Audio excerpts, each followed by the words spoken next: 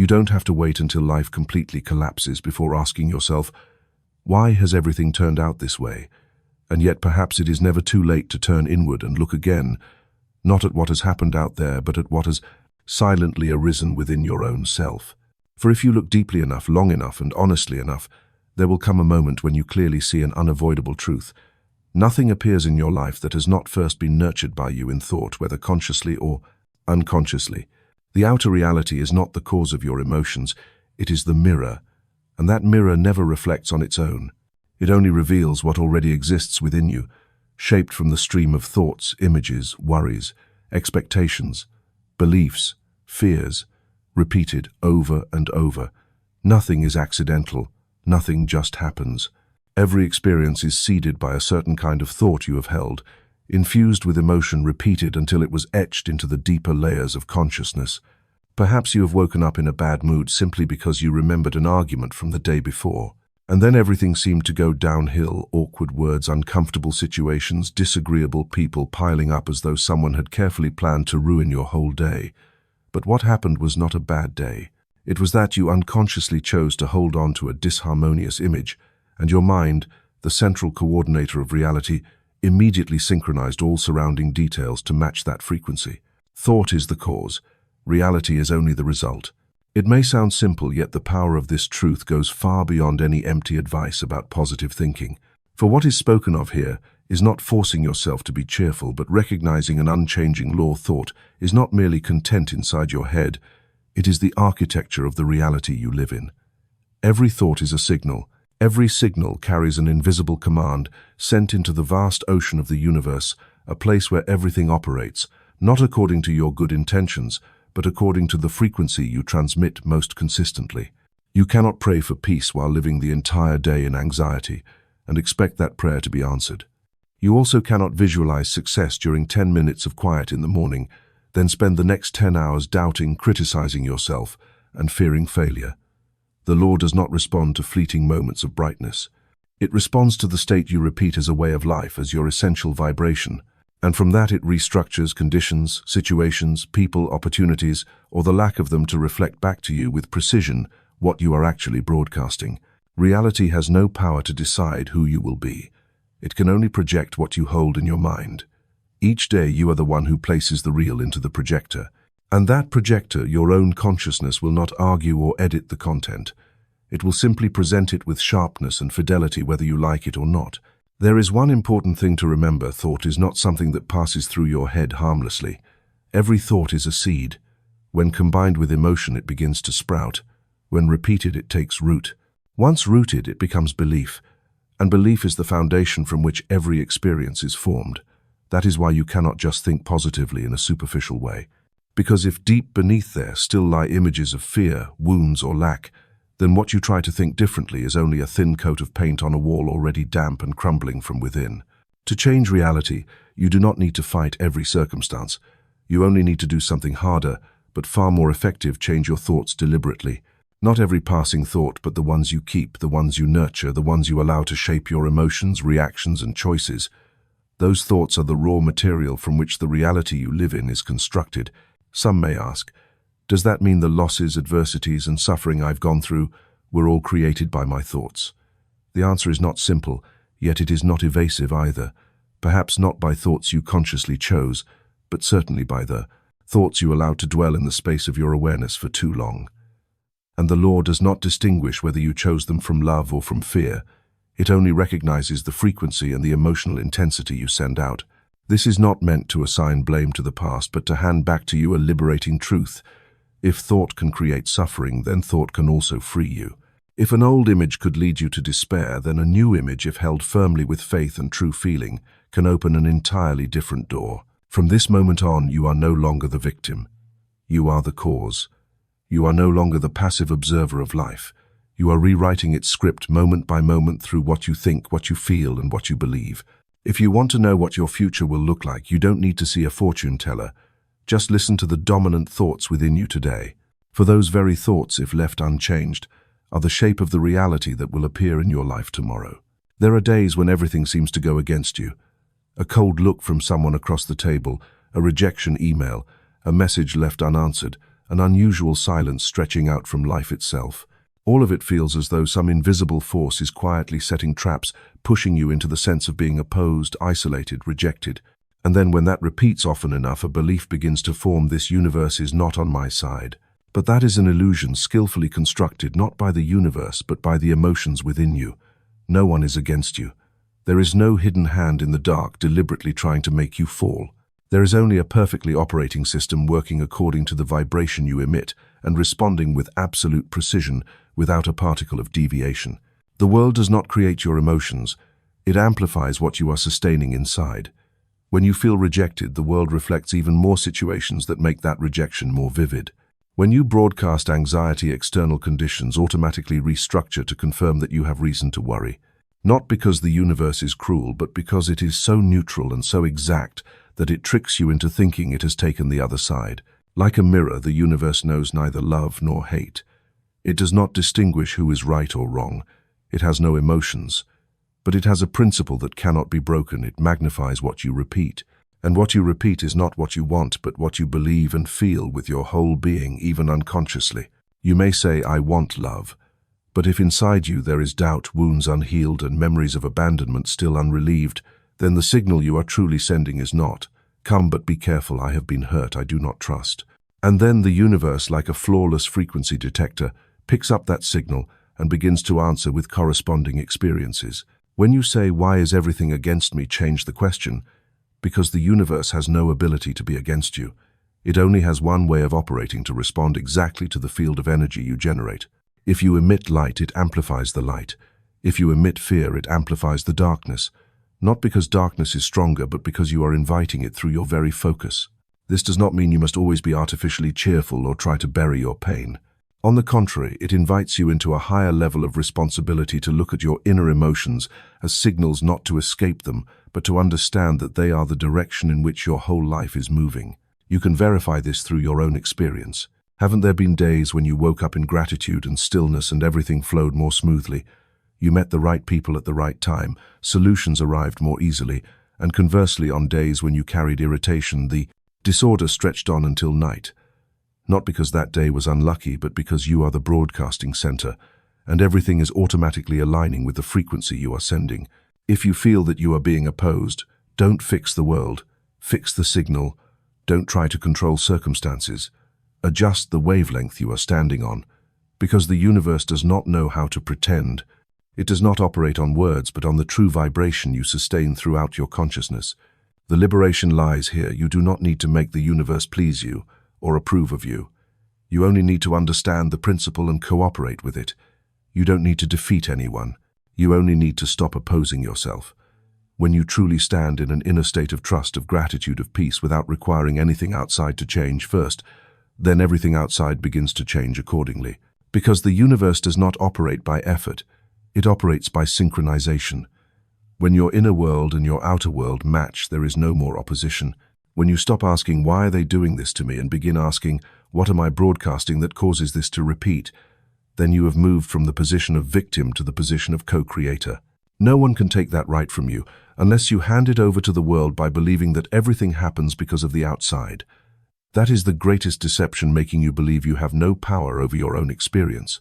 But the truth is this: every response of the universe is the exact reception of your signal, no more, no less. You cannot emit a sense of lack and receive abundance. You cannot emit judgment and expect to be embraced. You cannot emit fear and expect to experience peace. The law has no exceptions. And thus, once you understand how it works, you are no longer angry.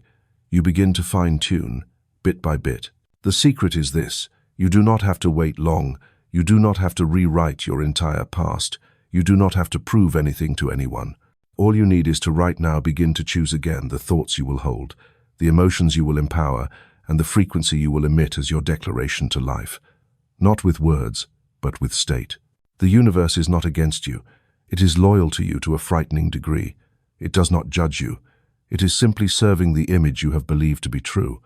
Then choose that image again, not by forced willpower, but by the awareness that you are the broadcasting center programming your entire life. And from the moment you adjust within, the outer reality is no longer the enemy. It returns to its proper place, a mirror, impartial, incapable of lying, able only to reflect. Each morning when you open your eyes, it is not the world that begins anew. It is a film being replayed from the very reel you have already installed in your consciousness.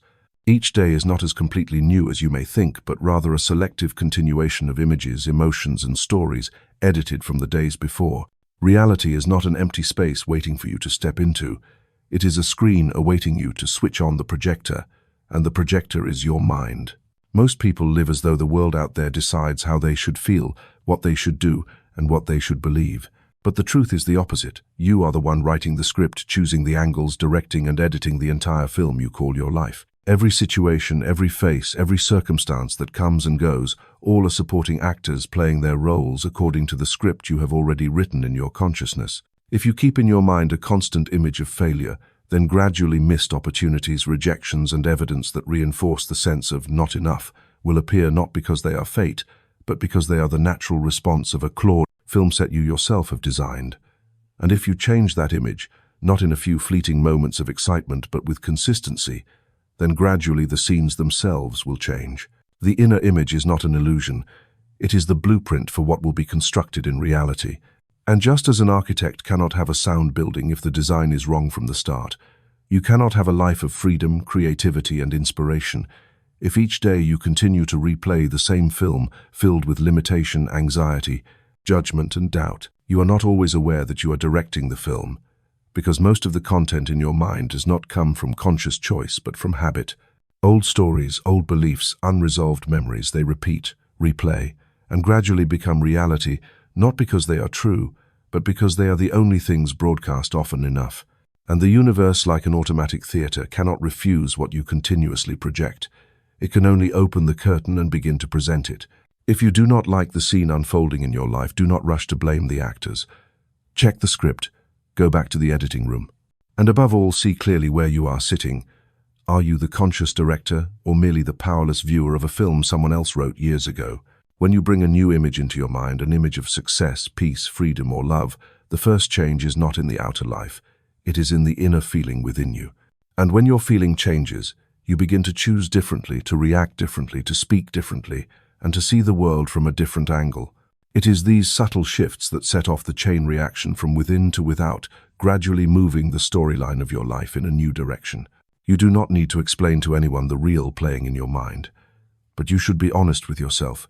Is the film you are watching truly what you want to live? If not, do not wait for someone to change the film for you. Carefully choose again every image, every line of dialogue, every scene you will allow to remain in your mind each day. For an image sustained long enough with emotion, with belief, with repetition, sooner or later must appear on the screen called reality. Do not underestimate the power of a single short scene in your mind. An image you see when you close your eyes, if lifted with deep feeling, can change the way you walk, the way you speak, the way you decide. And from there it can change the course of your life. This does not come from force. It comes from alignment between the inner and the outer, between what you hold within and what you see without. When the inner image is clear enough, vivid enough, steady enough, then the world has no choice but to reenact it before your eyes. There is a wonder few recognize whenever you change the film inside. You are not only changing the scenery outside, but also those who appear in the film. Those who once played villains, sometimes they withdraw or change their behavior. New people with new energy step in at the right time. No forcing required, no control needed. All that is required is that you stop replaying the old reel and dare to rewrite with conscious awareness that you have the right to choose a worthier experience.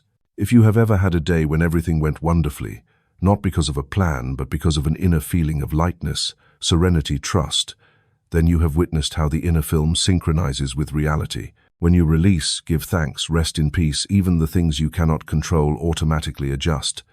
Not because you were lucky, but because you projected a different film from a different mind with a director who had awakened. The inner film does not reside on a transparent screen. It lives in the way you perceive yourself, the world, and the future. It lives in the inner voice within you, in the image you imagine of tomorrow, in the stories you tell yourself before you sleep.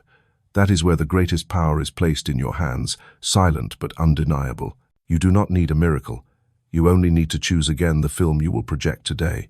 And if you dare to choose differently, even just a small scene, a new emotion, a different ending, then you have already begun the shift from being passive to being creative. For everything that will come must step out from the film you have already written, already felt, already replayed, not mechanically but with your own heart and your own faith. There is no battlefield more dangerous than an unobserved mind. There is no enemy more cunning than the streams of thought nurtured in the dark, wearing the mask of reason, yet quietly destroying every possibility of living free from within. A person may spend an entire lifetime fighting circumstances, fighting other people, fighting systems, fighting the times, without ever realizing the real battle is not far away. It takes place right at the control center, where every emotion, every reaction, and every belief is born. That is the laboratory of consciousness. Why is it that some people always feel betrayed, no matter where they go or with whom? Tobias. Why do some people repeat the cycle of failure, even when the formula of action changes? And why do some people continue to live in fear of loss, even when they already hold in their hands everything others dream of? Not because the world is too harsh, but because they have never stepped out of the old laboratory, where reactions, images, and systems of belief are endlessly reproduced, unconsciously. The mind is not merely a place that stores memory, it is the place where reality is manufactured. Every thought that enters, every emotion repeated, every fragment of doubt or desire incubated there, each is an ingredient added to the mixture waiting to be molded. And once that mixture becomes dense enough, stable enough, real enough, it begins to crystallize outward into relationships, into work, into opportunities, into circumstances. Not a single grain is wasted. All of it will be imprinted not to punish but to reflect truthfully. You can spend your entire day trying to control the world, persuading others to understand you, improving financial conditions, making peace with the past, or chasing a noble goal. But if inside you are still operating with the old ideology, with limiting images, with reactions programmed by fear, then all of that effort is like polishing the mirror while the projector screen remains clouded with dust. No matter how much you shine the glass, the image cast will remain distorted as before. Your mind is the secret laboratory where reality is formed without needing to be spoken aloud. The frightening thing is most people live in that room as outsiders. They do not know what ingredients they are choosing. They do not know what formula is being repeated every day. They do not know which experiments have long failed, but are still being run simply because they are familiar. And then when life doesn't go as planned happens, they look outward, blame, despair, resent. But the laboratory keeps running. It keeps replaying the old programs. It keeps mixing distorted emotional compounds. It keeps imprinting a life they do not want. Until someone who dares to step inside, dares to turn on the light, dares to look at the control panel, realizes everything I'm going through is the result of what I have left untouched for too long without examining.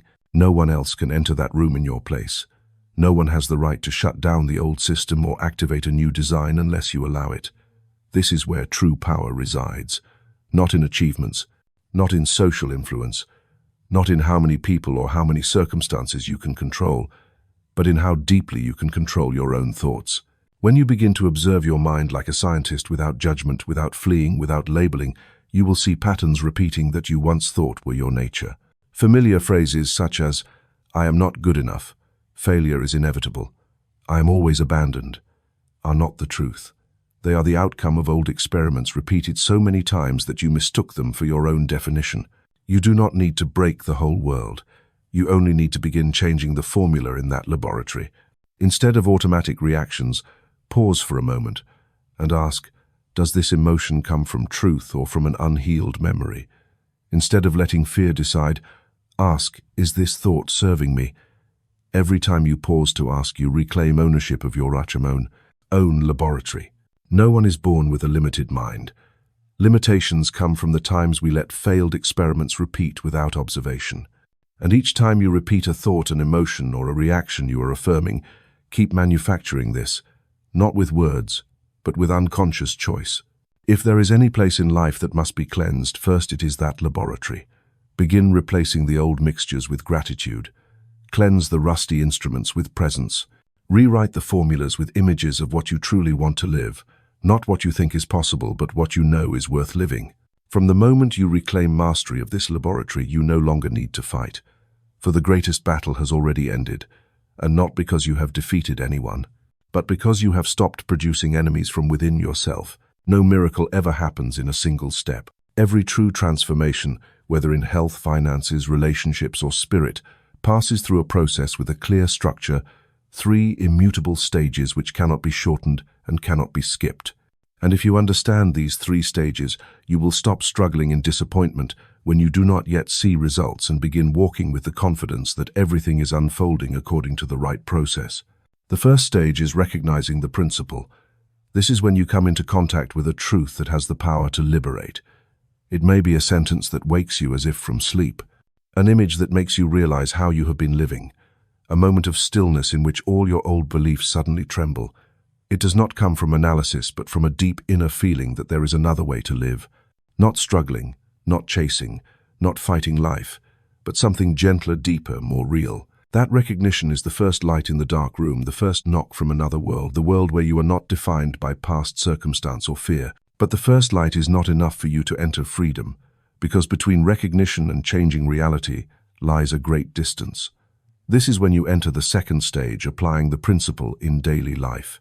No longer about reading more, no longer about speaking fine words, no longer about nodding in agreement, but about bringing that principle into each specific moment when you sit before an unpaid bill, when you receive criticism, when you face the silence of someone you love, when you must choose between the old reaction and the new way of living. Transformation does not occur in the calm of a quiet morning. It occurs precisely in the situations that once made you collapse. And in those very moments you have the opportunity to train the strength of the new awareness. Not by forcing yourself to appear positive, but by consistently choosing again the new image in your mind, the new feeling in your heart, and the new action aligned with the person you are becoming. This is the hardest stage because it requires you to constantly shift power from unconscious reflex to conscious choice. The third stage is actual demonstration, where the inner truth begins to take outer form. This is not success in the conventional sense. This is when you see things you once only imagined beginning to appear in the real world, the body recovering, relationships being healed, work flourishing, finances opening up. But deeper than what you see with your eyes is a change inside that cannot be undone. You begin to live as a new being, no longer acting out of fear, out of lack, out of the desire to be recognized, but because you have touched another dimension of life, where you know clearly who you are, where you come from, and what you have the right to create. These three stages cannot be reversed. You cannot jump from inspiration to result without passing through practice. You cannot expect a new life while keeping the old way of thinking. You cannot demand a different reality if you have not yet chosen to live differently from within. Every spiritual principle operates in this way, not according to feelings, not according to hopes, but according to the alignment between what you know, what you live, and what you sustain consistently. Some people know many principles but never apply them. They remain in the first stage, accumulating knowledge while life stays chaotic. Some apply half-heartedly, giving up when they see no results after a few days. They stop halfway and then complain that the method doesn't work. But there are also those who, even knowing little, remain steadfast, walking step by step each day, adjusting each reaction, changing each word, choosing each thought anew. They pass through all three stages, and they themselves become the living proof of the power of true transformation. The difference does not lie in circumstances. It lies in who is committed enough not only to understand, but to live, and to live long enough to see lasting results. For the law does not distinguish between the highly educated and the less educated, does not favor one more or less. It operates only according to the frequency and precision with which you align from the inside out. If you are in the first stage, hold that awakening as your first flame. If you are in the middle stage, remember that every right choice, however small, is building the foundation of a new reality. And if you have begun to see results, continue living in alignment with the principle, for that is how you keep the source from ever running dry. Transformation is not a destination, it is a process.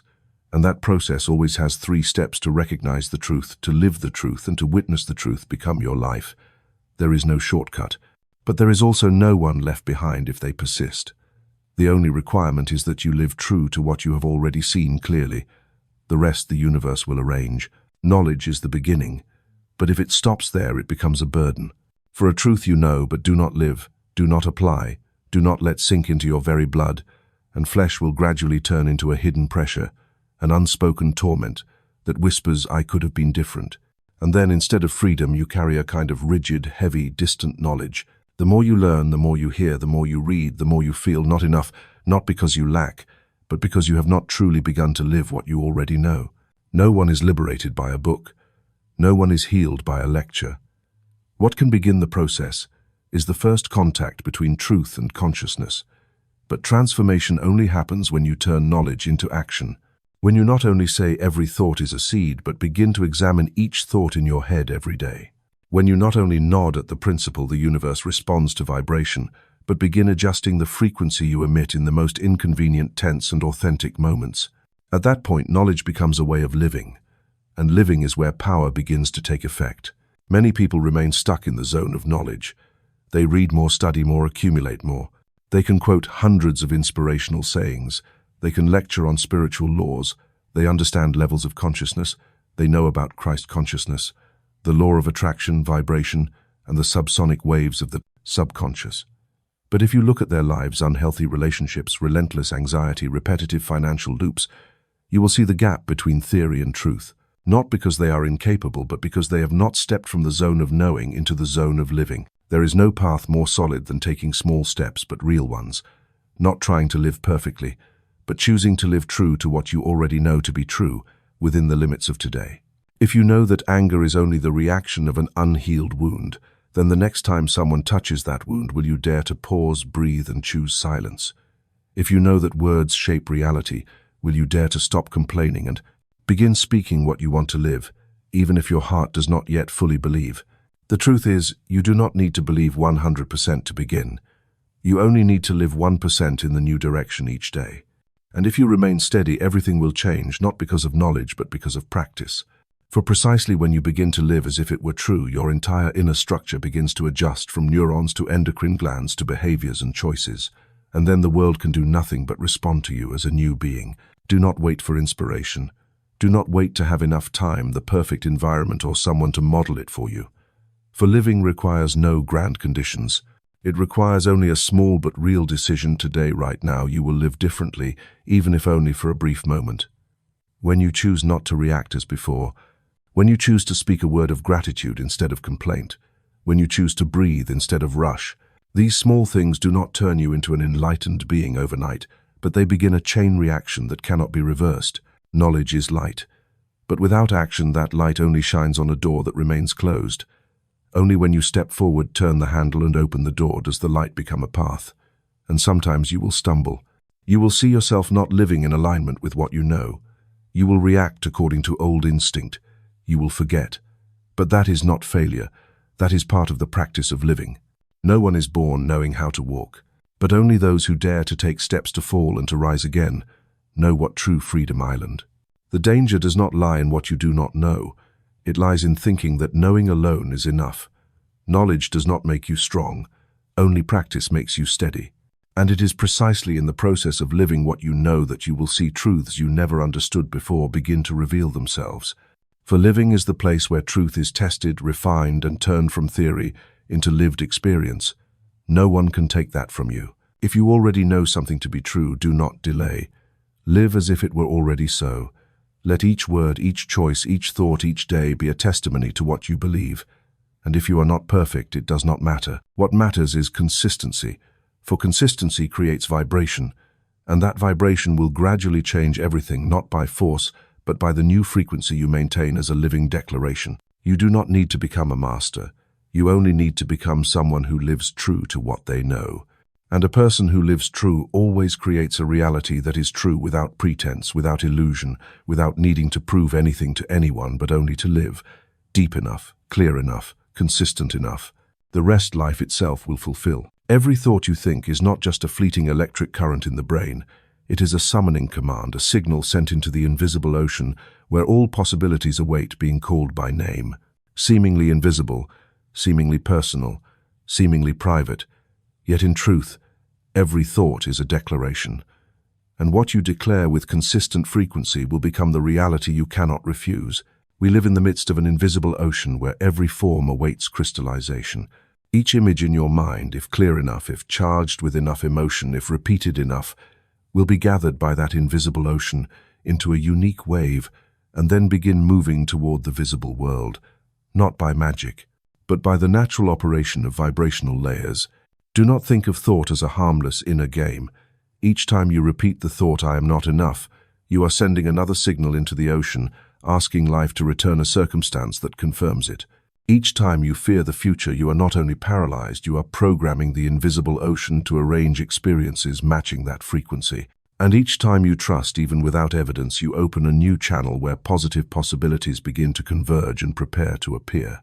Thoughts do not need to be shouted. They only need to be sustained. They do not need to be lofty. They only need to be repeated with consistent emotion. Like throwing a stone into the surface of a lake, you do not need 100 heavy throws. You only need one precise throw, then patiently watch the ripples spread. The invisible ocean is the same. It does not respond to the way you think for a few minutes. It responds to the way you live in a thought as if it were true. So pause right now and be honest with yourself. What thoughts do you most often hold in your mind? Are they images of abundance or fears of lack? A belief in good things to come or a doubt that you will be hurt again? A sense of creating or of resisting? No one needs to hear what you are thinking. The invisible ocean hears more clearly than anyone, and it does not respond to your words. It responds to the true frequency you are sustaining. Each morning when you wake up, you send a signal, not by action, but by your attitude of being. When you open your eyes and think another day, probably no better than yesterday, you have already activated the corresponding echo. But if you begin with a simple thought like, I am ready to see something beautiful today, then even if the world has not yet changed, you have sent out a vibration strong enough to turn the direction of what will come. Thought is a summoning, but not every summoning takes effect instantly. Like sowing a seed into the soil, it will not sprout just because you blow on it. It needs environment, it needs time, it needs stability. A thought only has true summoning power when you nurture it with sincere emotion, with alignment in behavior, and with steadfastness in spite of adversity. Then the summoning cannot be denied. Sometimes you think you are sending out a positive request, but look at the rest. The emotion you are steeped in the story, you are telling others the reaction you have when someone doubts you. If at the deeper level you still doubt yourself, if outwardly you still react from fear, then even if the summoning is correct, the signal is distorted. And the invisible ocean does not answer your question. It answers your whole living signal. Be careful with what you dismiss as just imagination, for imagination is the most refined summoning mechanism. When you close your eyes and vividly picture something with full emotion and full presence, you are creating a wave stronger than any memorized prayer. No ornament is needed, no elaborate explanation, only a clear image with a heart free of doubt. The universe will receive that signal and begin restructuring the links to bring it about. The truth is, you never stop praying. Even when you do not speak, you are still praying with what you think, feel, believe, and act. Therefore, if you want to see a different reality, do not begin by speaking more. Begin by thinking differently, feeling differently, and sustaining that vibration like a melody played continuously in the heart. Every thought is a signal. Every signal is a summoning, and no signal is lost. They are either gathering to crystallize or dissolving because you no longer sustain them. The wonder is this: you can choose again at any moment. You can summon something new with a single inner decision. I will think as if it were true. I will feel as if it is coming. I will live as if it has begun. And then you are no longer the one who begs you. Become the one who calls. No longer the one who hopes, you become the one who creates. And the invisible ocean, though it speaks no word, will quietly deliver what you have silently chosen long ago. No result ever falls from the sky. Everything you are living, experiencing, and seeing is the crystallization of a chain of processes that began long ago in the invisible realm. And that chain always starts with a seed. Not an action, not a circumstance, but a thought small as dust, seemingly harmless, yet carrying within it the genetic code of an entire universe. Thought is the seed, but not every seed sprouts. Only those sown into the right soil, watered with strong enough emotion, and kept warm through deliberate repetition have the power to take form. And if you have ever wondered why there are things you think about endlessly that never come to pass, while some things barely cross your mind yet manifest quickly, the answer lies in what you nurture, not in what you merely brush past. Like a garden, your consciousness does not discriminate. It does not ask which seed is positive or negative. It only receives stores and begins to operate according to the nourishment you give that seed. If you continually think I am unworthy, adding to it a chain of emotions like sadness, fear, or shame, then that is the seed you are watering daily. And no matter how many fine words you speak, no matter how many positive slogans you repeat, the garden is still cultivating precisely what you are truly tending to. What creates reality is not thought alone, but thought charged with emotional heat.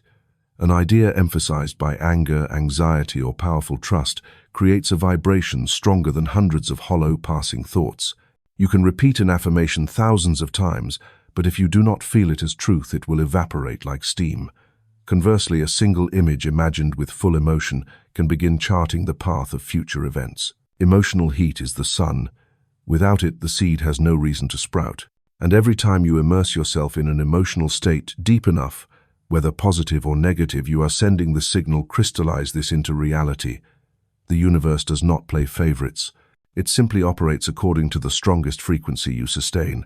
And most of the time it is you who do not realize which seed you are fueling with fire. You may plant a thought of abundance, but if the inner feeling is worry, you are using heat to grow a different seed. You may think of love, but if your frequent emotion is hurt and mistrust, then the soil you are using is no longer fertile enough for love to sprout. And conversely, if you begin to feel gratitude, joy, lightness, even when nothing outside has changed, you have already warmed the entire inner garden, allowing the right seeds to awaken. Do not underestimate the power of an emotion. It is not merely a passing reaction.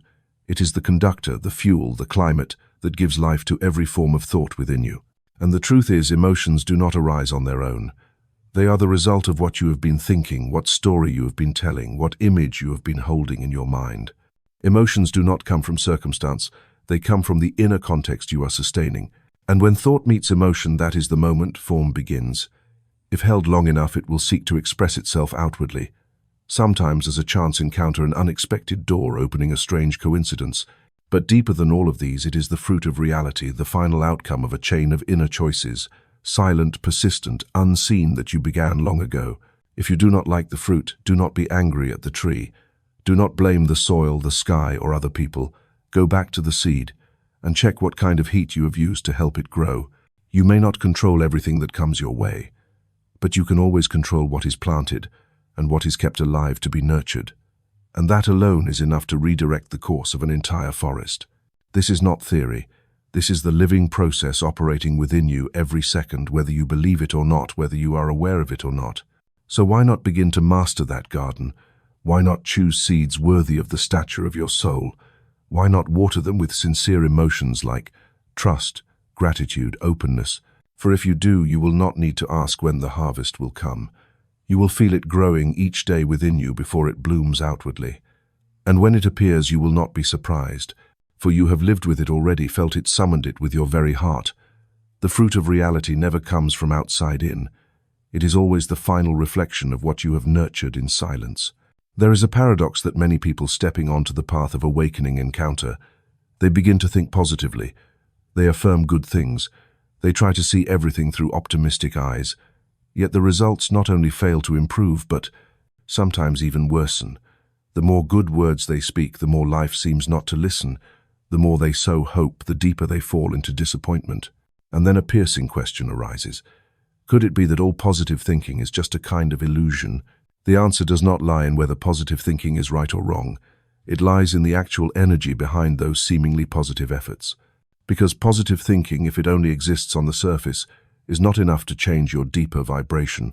You may say, "I am strong," but if inside you there is still a wounded child that has never been healed, that statement will not create a wave. It will only act like a coat of paint over a crack. You may repeat endlessly that everything will be fine, but if your heart is full of fear, what you are broadcasting into the universe is not the words, but that very frequency of fear.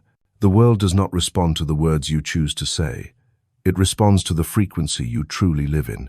And if you use positive thinking as a mask to cover pain, anger, insecurity beneath it, is a signal of chaos that you are emitting. The result, a reality that is unclear, inconsistent, sometimes even opposite to what you believe you are aiming for.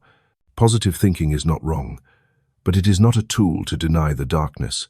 It is the torch to shine into what has not yet been seen, to give you the courage to touch what has not yet been healed. If you think that affirming positive things will make the wound disappear, then you are using light to cover the darkness instead of integrating and transforming it. And that is why results sometimes turn negative, because nothing inside you has truly changed.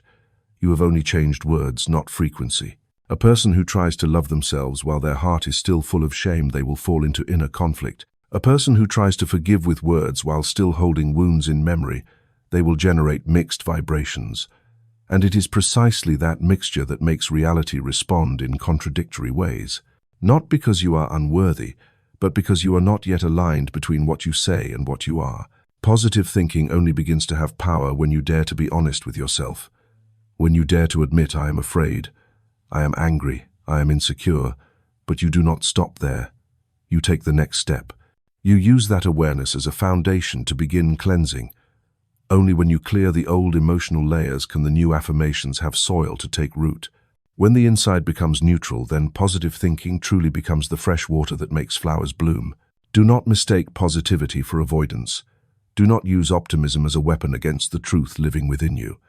For truth, no matter how painful, is always the only starting point for freedom. If you are affirming good things but still see life repeating the same old cycle, pause and ask, what am I denying inside myself? Is there an emotion I am trying to ignore, a wound I have not dared to face, a memory I am still suppressing? Positive thinking is not about denying reality. It is about choosing to live with a new lens after you have already touched and released everything old within. It does not negate the truth. It upgrades the way you respond to it. And when this happens, you no longer have to say everything will be fine like a mantra. For you know for certain everything is already fine because you are fine, because your inner vibration has shifted. The strange thing is, when you no longer have to force positivity, when you dare to live honestly with each emotional state, when you dare to release the need to control results, then at that very moment a deeper positivity begins to appear. Not the kind of false optimism, but natural peace. Not the kind of magical expectation, but a foundational trust that you are aligned with life in the most truthful and whole way. Positive results do not come from forced positive thinking. They come when your inner world becomes transparent. No more contradictions, no more concealment, no more affirming one thing but believing another.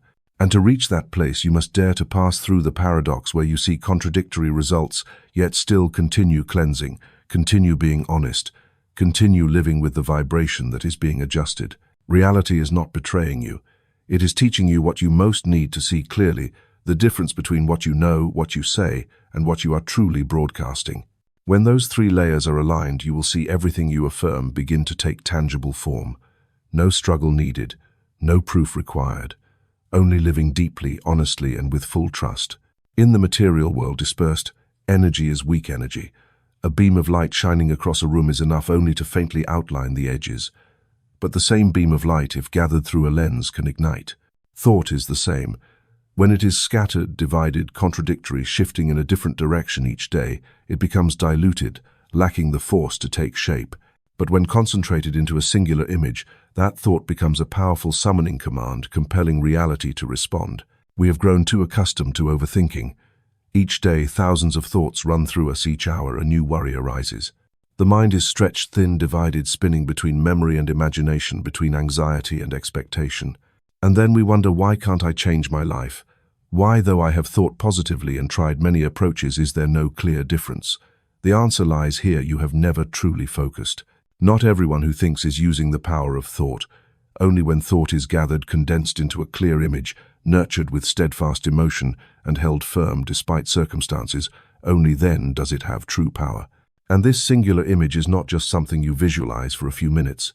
It is the field of consciousness you live in, the inner space you return to each day, the image you choose to keep as your compass, even while the outer world is in chaos. Focused thought is not tension. On the contrary, it is resting in clarity. When you have a clear image of the person you are becoming, of the world you want to live in, of the love you want to give and receive, and you return to that image every day like a pure, unbroken current, then the opposing elements begin to fall away on their own. You do not need to fight the old. You only need to remain faithful to the new image, like a devotee faithful to the silent prayer in their heart. Reality cannot resist a consciousness that has been gathered. When every layer of vibration within you, thought, emotion, belief, reaction, all align in the same direction, then the material world has no choice but to adjust itself to match that frequency. But this requires deep inner commitment, that you will no longer let your mind wander with the news, with other people, with fear or old scenarios. You choose one direction, you hold one image, and you live within it as though it were the only thing real. Many people fail not because they lack positive thinking, but because they lack the power of concentration. They pray for one thing, but in their hearts fear another. They visualize the good, but talk daily about the negative. They write out goals, but their minds still waste energy on countless meaningless things. And when energy is dispersed, reality can only respond with disorder. Not because the universe is complicated, but because the signal you send is unclear. Concentrated thought is the way you choose to hold a vivid image inside, regardless of contrary evidence outside. You may not yet have money in the bank, but you live with the feeling of abundance. You may not yet have met your life partner, but you already live as someone worthy of love. Your career may still be unfinished, but you have seen yourself succeed in every detail, and you return to that image as a sacred refuge every day. The singular image is not daydreaming. It is the way you carve a clear passage between the world of ideas and the world of matter.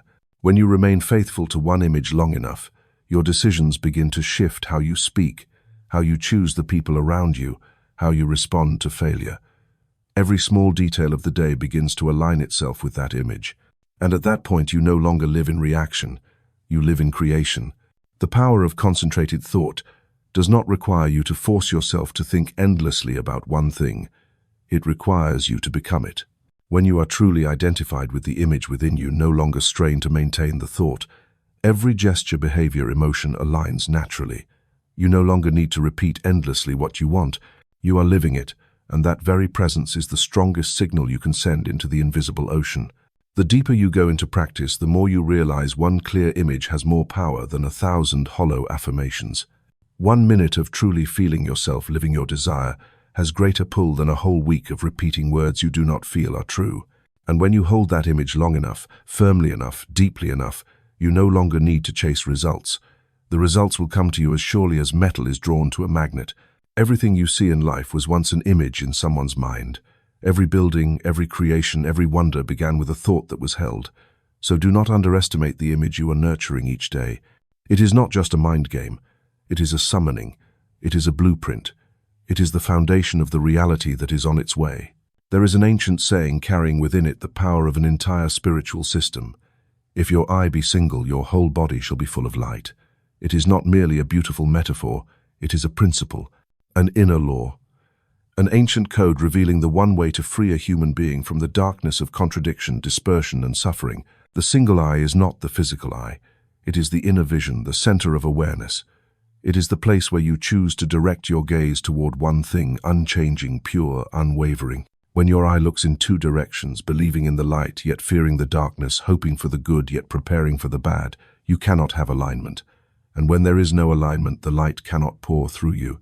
It becomes scattered, blocked, fractured by the very division within. But when you choose one direction, choose life instead of fear, choose truth instead of illusion, choose trust instead of control, you are making your vision single. You are no longer looking with two eyes of reason and instinct. You are seeing with the eye of knowing, a knowing that needs no proof, no evidence, no argument, a knowing that rises from depth. That is the moment light can flow through your whole being. Body full of light is the manifestation of a life no longer bound by outer darkness. When inner light rises, you are no longer easily wounded by circumstances. You no longer react according to old patterns. You no longer see others through a lens of suspicion. And you no longer see yourself as a separate entity cut off from the whole. You begin to live as an extension of the light. You walk as though a sacred sun is shining from within. True power does not come from fighting darkness. It comes when you unify your vision, choose light and do not waver. For light does not need to argue with darkness. It only needs to be present.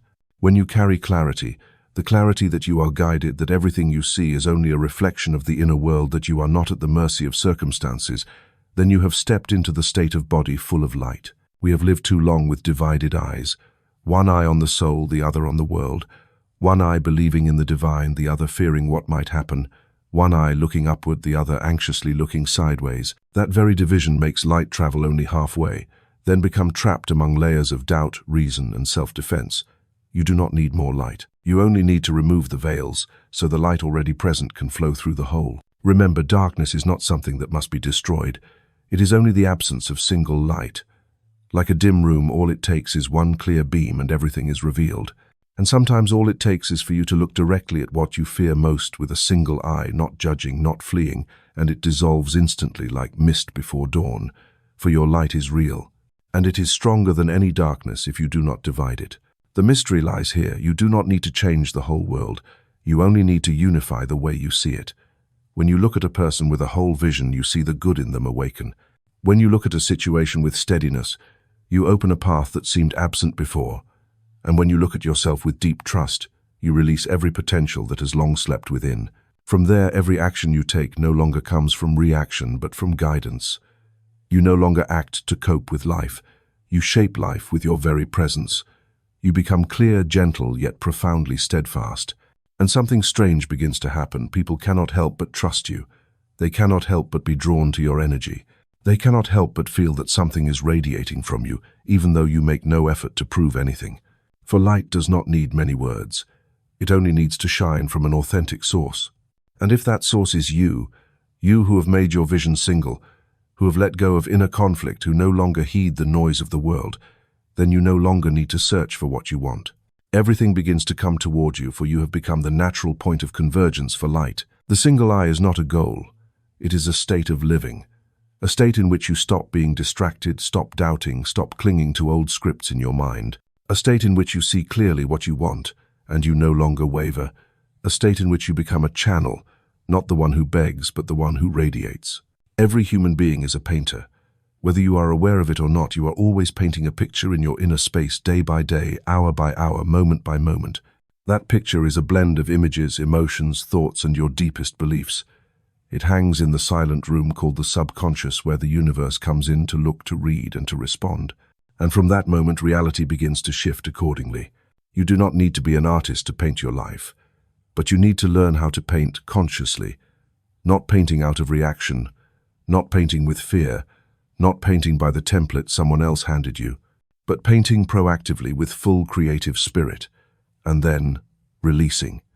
No clinging, no forcing, no rushing the universe to immediately act on that picture. Draw and release. That is the technique. That is the art. That is the perfect balance between proactive creation and trusting surrender. Imagine your mind as a mental blackboard.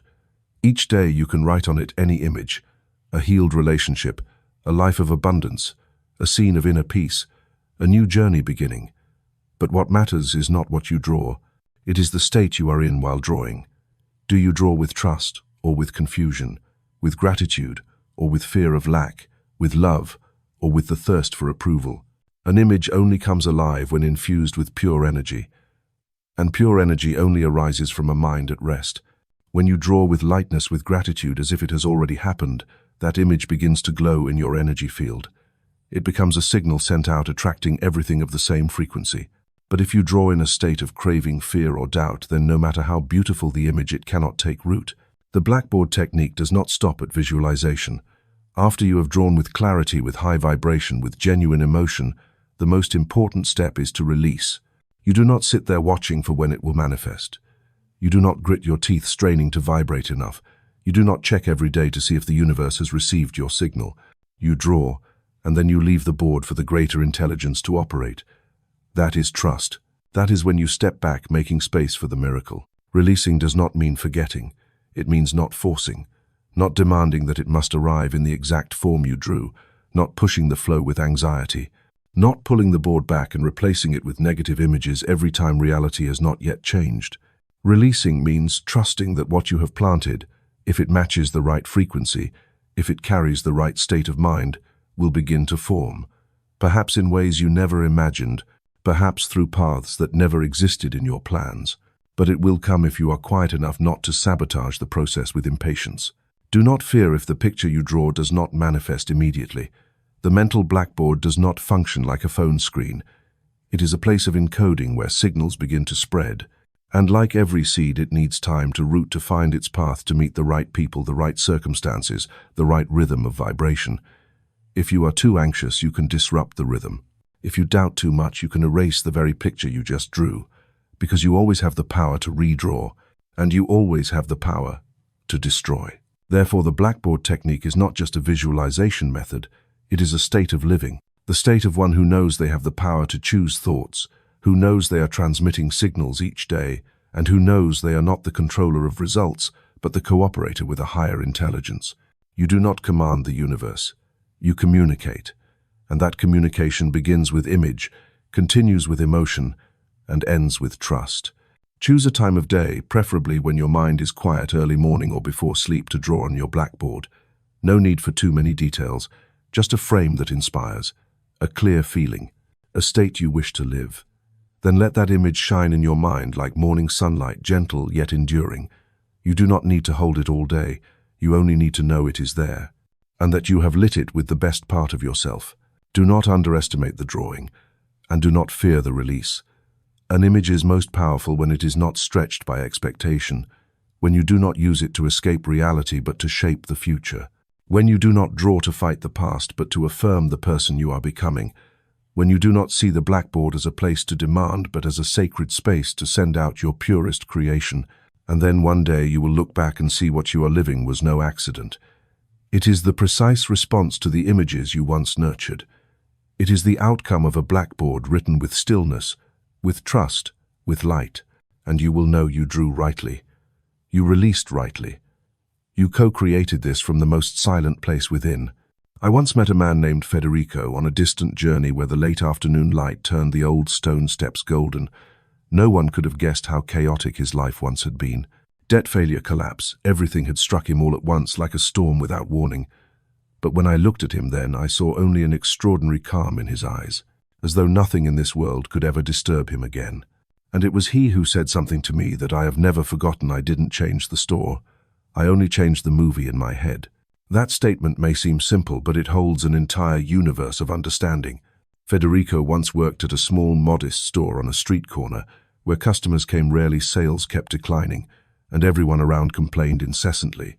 No one thought the place could survive much longer, and certainly no one advised him to stay. Yet he did, not out of fear of change, but because he had understood if the inner vision does not change, then no matter how many stores you switch, you will only repeat the same old pattern. Federico began something very unusual every day. Before opening the store, he stood still in silence. No prayer, no expectation, no attempt to fix the world. He only changed the movie playing in his head. If before he saw a place empty, bleak, failing, now he imagined a place alive, bright, where people came in smiling, where transactions flowed as smoothly as the first streams of spring. He did not force himself to believe nor repeat it mechanically. He simply held on to that new image each day, as if it were the real script unfolding. And then something strange began to happen. Not in a day or two, but quietly, naturally. An old customer suddenly returned, then brought someone new. A product once ignored suddenly began to sell for no obvious reason. The entire atmosphere of the place seemed to transform, not because of outward renovations, but because of a shift at the deepest inner layer. Federico did not change locations, did not rearrange the decor, did not advertise loudly. He only changed the movie in his head. And that alone changed everything else. Federico's story is not told to romanticize patience. It is to emphasize a profound principle: reality does not lie in where you stand, but in how you see the place you stand. As long as you keep replaying the old movie in your head with images of failure, worry, lack, you will see evidence confirming it everywhere. But the moment you choose to play a different movie, a new scene of life, a wider frame filled with trust and peace, your entire way of interacting with life begins to shift. You do not need to rush to change jobs, change cities, change relationships, if inside you are still operating from the old script. For it is the movie in your head that directs every scene in your outer world. No one can rewrite reality by adjusting only the set. Every lasting change must begin with the inner imagination, where you are free to choose the scenery you live in, even if outward reality has not yet caught up. And the remarkable thing is this: you do not need to convince yourself to believe in the new movie. You only need to play it more often than the old one. You do not need to argue with memory, with the past, with failures that have been. You only need to sit down, be still, and begin another scene where you are already the matured, abundant, whole version of yourself. Just let that movie play in the background of your mind, gently, naturally, as if it had always been there. And soon you will see gradually the outer life begins to change, as though it is only catching up with what you have long seen. Federico lived that way, not restless, not delusional, not avoiding reality. He still paid off debts, one by one, still repaired his shop each day, still lived in that small store as if it were the very center of the city, because in his mind it truly was the center. No one could persuade him that the place was insignificant, for in his movie it was where the most beautiful encounters happened, where money flowed lightly, where he lived in alignment with his own value. That is the power of changing the movie in your head. You do not need anyone's permission. You do not need to wait for the perfect moment. You do not need evidence before daring to imagine. You only need to choose a better movie. And you can begin right now from exactly where you stand. All true transformation begins with emotion. Not with thought, not with willpower, not with reasoning, but with the right emotion.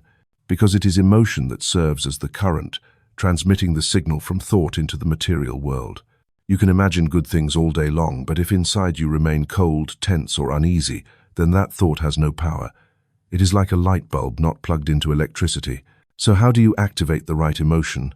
How do you move from chaos into a higher vibration where you can truly feel joy, gratitude, and firm trust? The answer does not lie in complex philosophies. It lies in the simplest act you have been doing since the moment you were born, breathing. Breath is not merely a biological function. It is the mystical gateway between body and mind, between unconscious and conscious, between the physical human and the sacred space of presence. You may forget everything you have ever learned, but the moment you return to your breath, truly return with your full attention, you will see your inner state begin to change. No forcing, no straining to feel positive. You only need to stay with the breath, and the miracle will gradually unfold. Breath is the honest mirror reflecting emotional state. When you are anxious, breath is shallow, quick, fragmented. When you are at peace, breath is deep, steady, expansive. But more importantly, breath does not only reflect, it also adjusts. You can use the breath itself to change emotion, physiology, and energetic state. And here is where true mastery begins. Try pausing for a moment whenever your mind is restless or your emotions hard to control, and simply breathe deeply. Not hurried breaths, not gasps to get energy, but breathing as though you are connecting with something more sacred than yourself. Inhale, slowly feel the air filling your chest, then exhale as though releasing everything no longer needed. Just a few cycles of breath like that, and you will feel yourself returning. When you return to the breath, you return to the present moment, and only here right now can the right emotion arise. You cannot create gratitude in the past. You cannot summon peace from the future. You can only feel these things when you are fully present, and no tool helps you become present as quickly as the breath. The right emotion is not the result of gathering more knowledge. It is an inner state of living, and breath is the bridge into that state. You do not need to forge a steel mind. You only need to master your rhythm of breathing. For the rhythm of breath is the rhythm of the soul. It is the invisible background music to which the whole of your life is dancing. When you reset the rhythm of breath, you reset the entire energy moving through body and mind. And when emotion begins to shift, when you feel lighter, calmer, more open, then every thought you sow at that moment will finally take root. That is why before any prayer, any visualization, any affirmation, you should begin with breath, to awaken the right emotion, to bring the whole nervous system back into a receptive state, to stop being the one trying to create reality and instead become the one in harmony with the flow of creation. The right emotion is not a state of false excitement. It does not come from tricking yourself that everything is fine. It comes from a deep inner silence where you stop resisting, stop judging, stop controlling, and simply allow the good to appear. In that breath, you open yourself like a window welcoming the morning light. And in that moment, without effort, you naturally begin to feel fullness, guidance, and a strange emotion hard to name, as if you had always been loved for a very long time. From that state, everything becomes easier. Prayer flows more naturally. The image you want to hold becomes more vivid. Faith is no longer an effort but a gentle current, because you have activated the layer of right emotion where miracles are planted. No need to go far, no need to learn more. With just one right breath you can step through the gateway, and once you step through you will understand you do not need to control the world. You only need to adjust the inside, and every door outside will open on its own, not because you knocked too many times, but because you sent out the right frequency. Anita had once been a woman who lived in haste.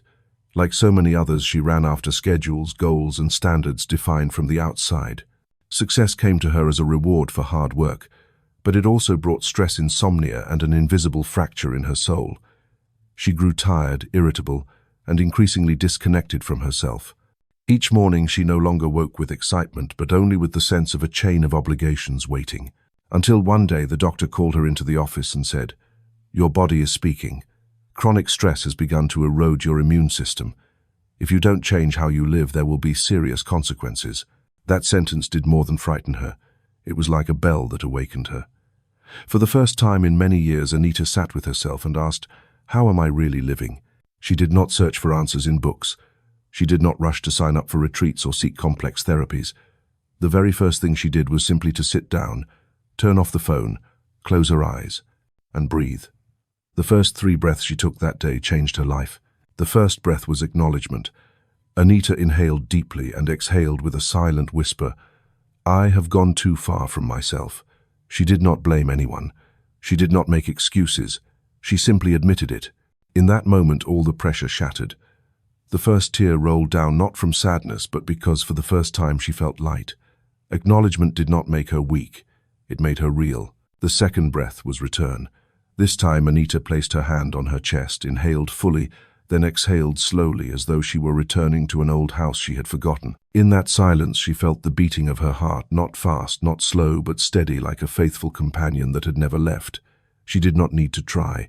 She did not need to meditate according to some formula. She was simply there, fully with herself. And she realized everything she had ever sought, peace, acceptance, guidance, had always been here, only she had never paused long enough to feel it. The third breath was a new choice. No oath, no plan, just a very clear sense, I choose to live differently.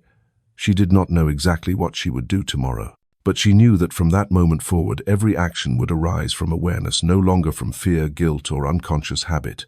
That breath was not only oxygen, it was a vow to life. From those 3 breaths, a journey of healing began. Without another visit to the hospital, Anita began to change from the inside out. She still did the same job, but no longer let it consume all her life energy. She began to listen to her body, to eat more slowly, to rest more, and most importantly, every morning before entering the day, she repeated the ritual of those 3 mindful breaths.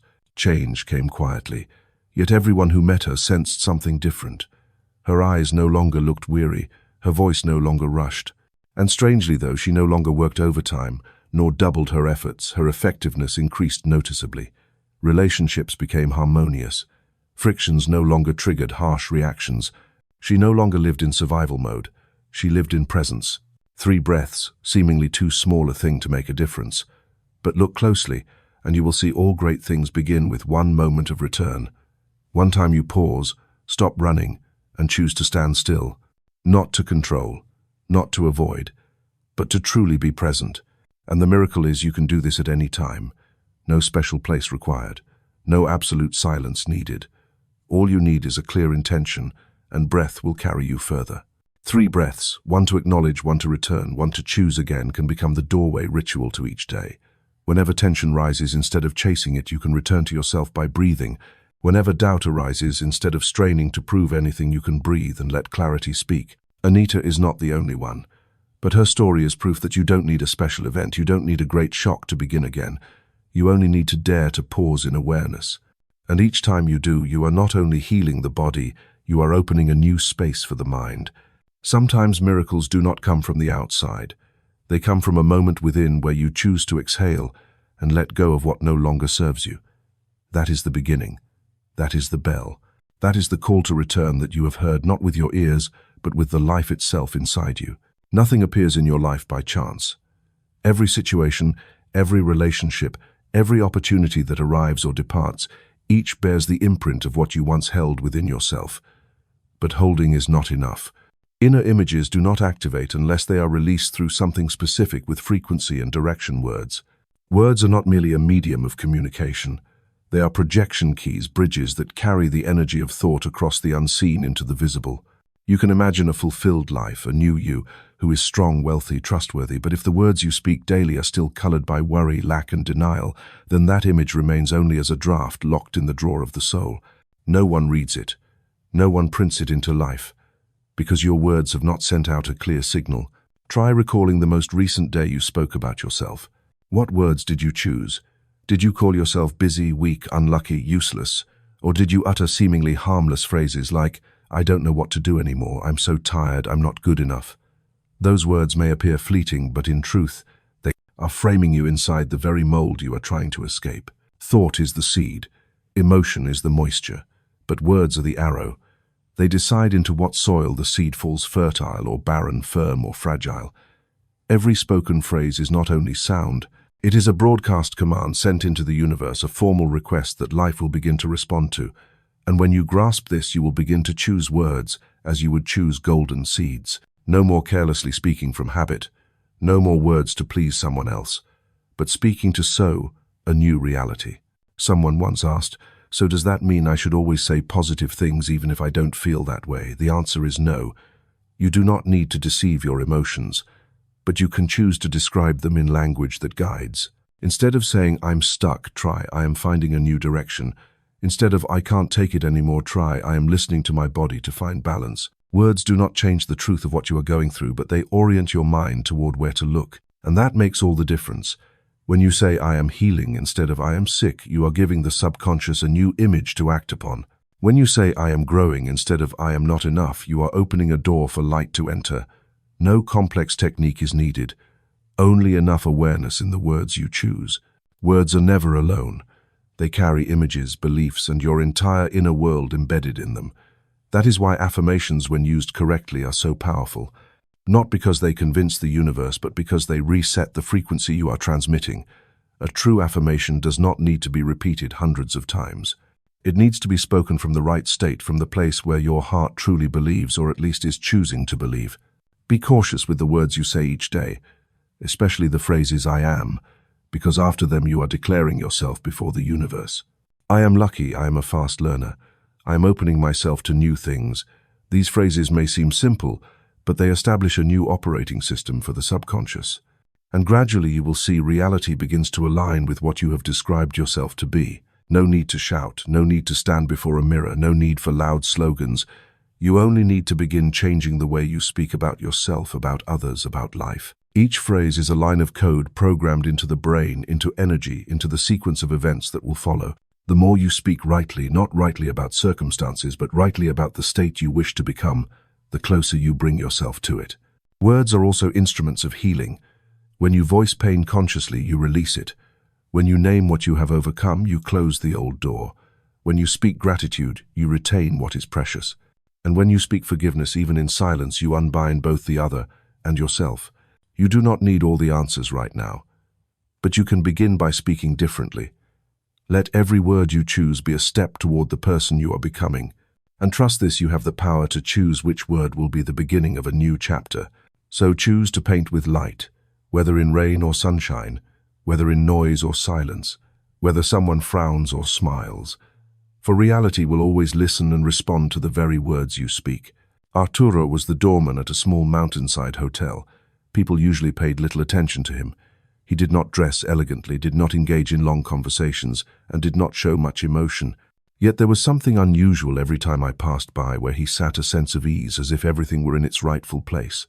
The first time I greeted him out of habit, he did not reply with, "Good morning," or "Have a nice day," like others. He simply smiled and said, "Today there is light," even though clearly it was raining outside. I looked at him slightly puzzled. "But isn't it raining?" I asked. He nodded, still smiling gently. "Rain is the phenomenon. Light is the choice. I don't give weather forecasts. I choose the scene I want to live in my mind." Then he added a sentence that to this day I still carry with me as a truth of life. "The weather is not rain, it is the word I speak." I realized Arturo was not denying reality. He did not live in the fantasy that the sun always shone, but he refused to let raindrops decide his state of mind. To him, reality was not a random collection of external conditions. Reality was what you named it with the words you chose. How many times have we let bad weather lead our whole day? A gloomy cloud, an early shower, a dim light, and we allow ourselves to sulk, delay, frown. Not because of any profound reason, but simply because, how can I be happy in weather like this? But what if weather was not in the sky, but in the attitude we chose to describe the moment? What would happen if we changed the words?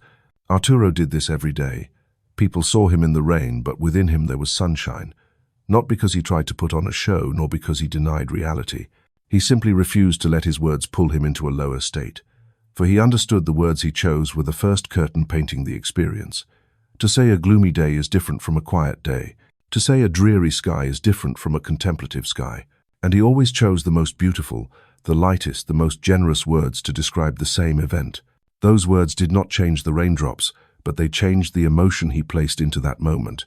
And it was that emotion that became the underground current steering the course of the entire day. Arturo's story made me reflect on how many times I had worsened my own experience with a few careless words. On a day of traffic jams, I once muttered, "Oh, late again, annoyed again."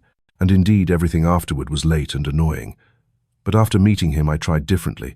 Still the same jam, the same endless line of cars, but I said, "This is a pause for me to listen to myself again." And with just that sentence, everything changed. The space inside the car grew calmer. My mind no longer tightened in resistance. I had learned Arturo's lesson: don't let the rain decide the weather of your soul. The secret does not lie in the phenomenon. It lies in how you name that phenomenon. Others may see adversity while you can call it a beginning. Others may see failure while you can call it a transition. Others may see rain while you can say, "Today the sky invites me to slow down." Not because you are forcing positivity, but because you understand the words you speak are the words you live. Thought forms the image connects to emotion, but words are the starting point that launches the entire chain into outward motion. If you want transformation, if you want to live in a higher plane of reality, you cannot only change the thoughts in your head. You must also change the way you speak about life. And the most beautiful part is you can begin that at any moment.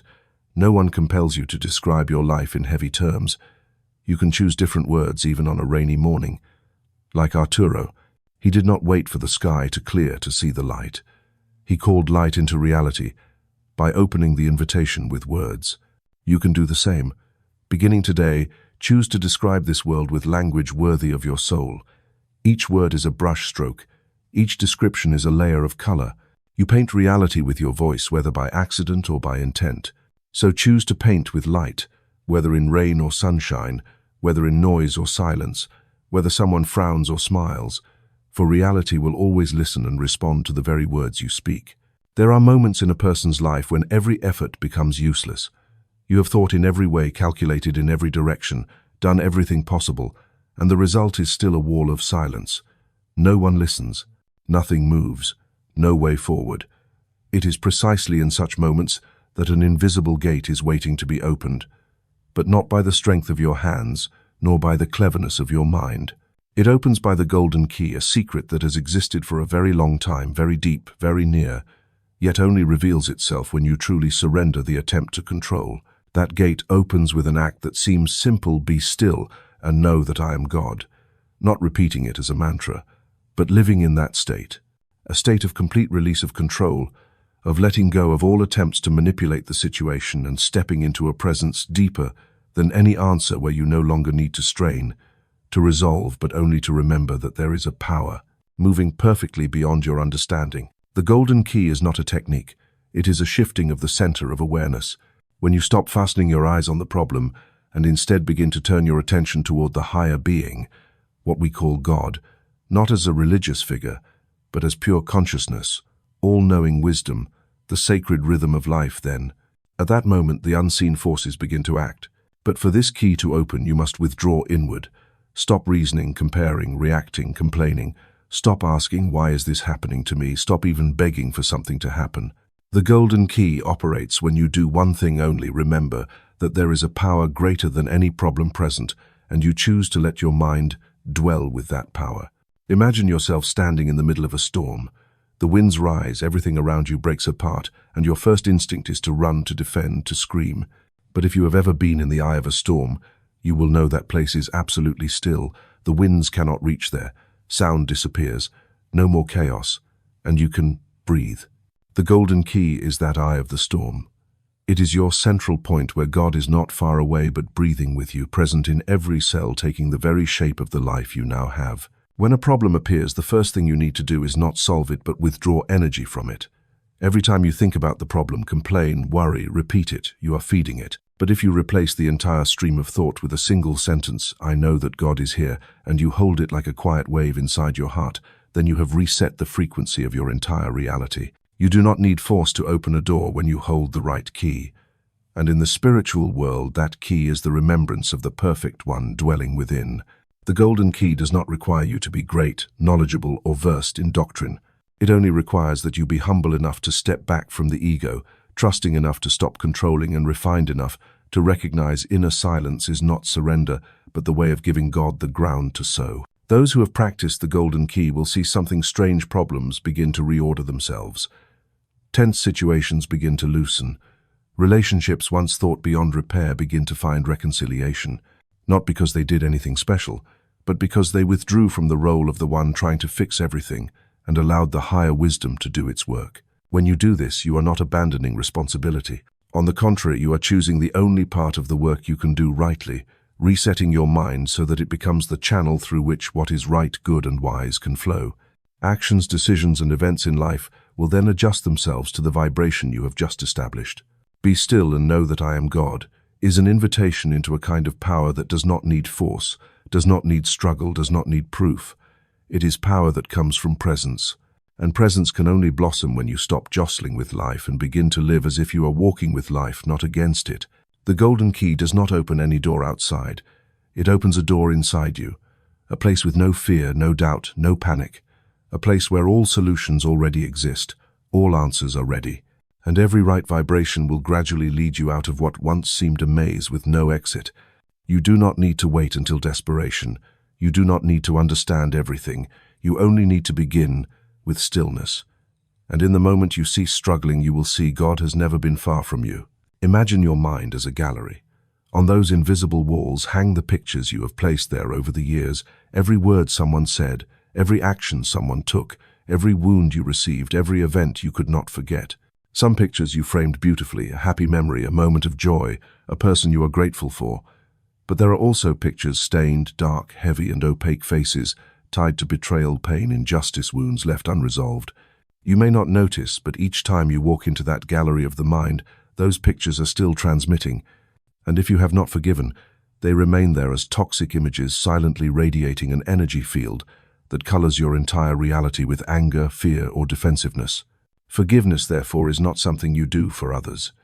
It is the process of removing those toxic pictures from the walls of your mind. It is an intentional act with technique, with principle, and when done rightly, it frees blocked energy, restores wholeness within, and opens a future no longer pulled back by the past. Forgiveness does not demand you feel light immediately. Sometimes you are not ready to feel at peace, but you can begin with intention. Scientific forgiveness does not start in the heart, it starts with a conscious choice. I do not want to keep this picture in my mind any longer. And once you have chosen, you will be led to the next step, removing. How do you remove? By replacing. In the mind, you cannot erase something into emptiness. You must place there a new image, a new message, a higher vibration. If that person hurt you, instead of replaying the old scene, begin to replace it with an image of them being healed. If their words once wounded, you replace them with a phrase you long to hear, not from them but from the universe. You are enough. There is nothing wrong in you. Love always surrounds you. Each time you recall that person or that situation, you choose to replay the new image, not as denial of reality, but as a spiritual act to cleanse the inner space. No one thrives in a dusty room, and the mind is no different. Forgiveness does not require you to decide who was right or wrong. Scientific forgiveness is stepping out of the maze of right and wrong. It is the understanding that each person acts from the level of consciousness they had at that time, and if you choose to hold on to the old picture, you too are acting from your old level of consciousness. But if you choose forgiveness, it is not they who change, it is you who are lifted higher. Forgiveness does not mean you must continue the relationship or allow someone to hurt you again. Forgiveness simply means disconnecting the negative energy link between you and that person. You reclaim the energy once drained. You stop letting them live in your head each day like a ghost pulling you back. And then little by little you take back your freedom. Some ask, but what if they never apologize? The answer is you do not need their apology to remove the picture, because you are the one who hung it there, and you are the only one with the power to take it down. As long as you wait for someone to change, to admit, or to repent, you are still giving them control over your emotions. But if you choose to forgive without requiring them to do anything, you reclaim all your inner power. Scientific forgiveness is a spiritual process, not an emotional one. Your feelings may not shift immediately, but your spirit has begun to reorient. And over time, as the old picture is replaced often enough with the new image, one day you will realize you truly are lighter. No effort required, no forcing, simply because you are no longer living with the old image. This is not theory, this is practical work. Each day observe which images your mind is holding. Write down the names of those who weigh heavy in your heart. Then one by one choose a new image to replace them. It does not have to be complicated. Just a simple image light surrounding them, a smile, a hand letting go, a peaceful scene. And you say to yourself, I choose to release us both. You are not making peace with the past. You are freeing the future from the energy of the past. Each time you forgive rightly, you untie an invisible knot that once bound the life force within you. And then the flow opens again. And then the miracle happens. Not only do old relationships shift, but new opportunities, new people, new freedom begin to arrive. Begin today. Not because they deserve it, but because you deserve freedom. Look again at the gallery of your mind. How many toxic pictures have hung there for too long? It is time to take them down. And each time you remove one, light will fill the empty space. For forgiveness is not only the end of an old story, it is the beginning of a cleansed space where you can live again with a heart no longer imprisoned by memory. Prayer is not an act carried out in a closed room between four walls and a list of requests. True prayer is a state of vibration, a harmony with the life force moving within and around you. It is not something you do once a day, but an unbroken connection where you become one with the invisible intelligence, silent yet never absent. And the miracle is this: you do not need to wait until you are free, quiet, or have enough time in order to pray. For if you understand its nature, you will see every moment in the day can become a sacred point of contact. No ritual needed, no formality, just a conscious returning, a slower breath, a whisper from within. Below are 12 moments, those invisible markers of the day where you can ignite connection and renew the frequency of your prayer, not as a checklist of duties, but as a map of awareness bringing you back to the center of life where every prayer is heard without you having to speak. The moment you first open your eyes, before touching your phone, before thinking of schedules, let one sentence rise from your heart: I am here, ready to walk with the light today. The transition between dream and waking is the perfect starting point to shape your day with presence. When your feet touch the ground, feel the soles of your feet meeting the floor as if you were stepping into a temple. A simple phrase: I walk in the light. Each step is a ritual. When you look in the mirror for the first time, do not just check your appearance. Look deeply into the eyes reflected back and whisper, this is the face through which God breathes. One phrase that shifts your whole demeanor. Before eating breakfast, not praying out of fear of eating without thanks, but because you recognize food as life energy. Say, I receive life with gratitude and stillness. Gratitude transforms the meal into a prayer. On the way to work, whether driving, walking, or sitting on the bus, you can repeat one luminous thought. Every place I go today, the light has gone before me. This is not expectation. It is a deliberate signal sent to life. Before opening your computer or beginning work, this moment seems small, but is where you most easily lose connection. Pause for 3 seconds and whisper, I do not work alone. You are not working for life, you are working with God. When facing an incident, surprise, or pressure, this is the most important time to return to prayer. Do not rush to fix. First, breathe and remember, I do not react, I connect. The energy you radiate is what shapes the situation. At midday, when you feel drained, rest for a few minutes. No need to go anywhere. Just close your eyes, place your hand on your chest and say, the life force flows through me. A reminder that you are not depleted, you are being supplied from an unlimited source. Before sending an email, speaking, or making an important decision, a prayer need not be long. Simply pause and whisper, may my words carry light, not darkness. This not only changes what you say, it changes the listener. When you see someone angry, hurting, or lost, instead of judgment, silently pray, may this person see the light within them. You are not trying to change them. You are refusing to add darkness to that space. When returning home, place your hand on the door and say inwardly, I return to myself. This is where the light rests within me. A house is not only a shelter for the body, it can be an invisible temple for the soul. Before sleeping, no need to evaluate whether today was right or wrong, enough or lacking. Just one phrase, I entrust this day to the light. And let life care for you in your sleep as a prayer continuing through the subconscious. Continuous prayer does not steal your time. It returns to you quality time, moments of awareness, high frequency, and creative power. It is not a duty, but a returning. Not to receive blessings, but to live as though you are walking in sacred presence every step, every word, every breath. Anyone can do this. You do not need to be a monk. You do not need to recite scriptures. You only need to remember to pause and remember who you are. The one who lives in prayer does not need to ask for life as heard before you even spoke. And when you remember you are living in prayer, you will see everything you touch is accompanied by light. There is a kind of knowing that does not come from study, is not born of logic, and does not depend on experience. It is not reasoned out, does not require proof, and does not arrive by the process of time. Yet when it comes, you know.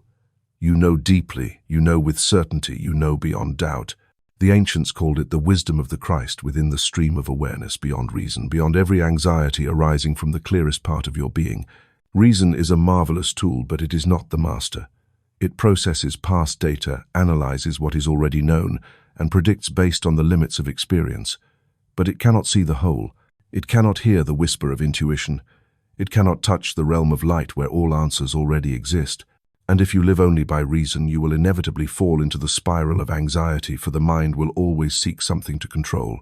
By contrast, the Christ within you does not control. The Christ knows. And from that knowing, everything becomes simple. Every decision becomes light. Every action becomes wise without strain. The Christ is not a figure, not a religion, not a belief. It is a state of consciousness that has transcended duality, risen above fear, and moves from a deep union with Source. Every person carries the seed of that state within, but only some choose to live from there instead of from the storm of thought. Imagine yourself standing in the sea. The waves are high, the wind fierce, reason panicking because it cannot see the shore. Yet deep beneath the surface there is a place, no waves, no wind, only absolute stillness. The Christ within you is that center where all chaos dissolves and a quiet knowing arises. In the moment, you stop analyzing, stop controlling, stop asking how, when, what if. You can hear that voice. Not loud, not dramatic, just a wave of peace spreading from within, a clarity that needs no argument, a deep intuition that you are not alone. Anxiety always comes from believing you must handle everything on your own. But the Christ within whispers, you do not need to know every answer. You only need to know the answers are already here. And when you walk step by step in that trust, life begins to unfold differently, no longer as a race to win, but as a companionship with wisdom, where you are no longer trapped within the limits of thought, but guided by a clarity beyond all logic. How many times have you been reasonable and still been wrong? How many times have you thought carefully and still felt lost? That is not your fault. It is the limit of an old level of awareness. And at some point you no longer want to only calculate. You want to live true, live luminous, live connected. The Christ within is not in the future, not somewhere far away. It is present the moment you read these words.